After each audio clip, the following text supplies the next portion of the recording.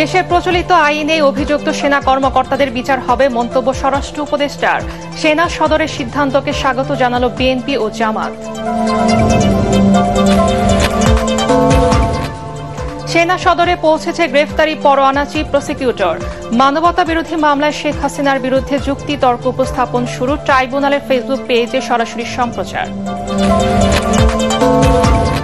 PR পদ্ধতি চাপিয়ে দেওয়া হলে জনগণ তা মেনে নেবে না, হুঁশিয়ারি মির্জা ফখরুলের। নির্বাচনের মাধ্যমে দেশে গণতান্ত্রিক ব্যবস্থা ফিরিয়ে আনার তাগিদ।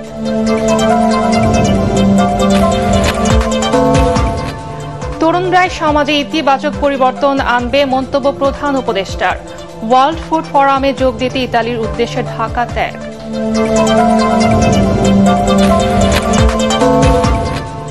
এবং সারা দেশে শুরু হয়েছে টাইফয়েডের টিকাদান কর্মসূচি। বিনামূল্যে 9 মাস থেকে 15 বছর বয়সী 5 কোটি শিশুকে দেওয়া হবে ভ্যাকসিন।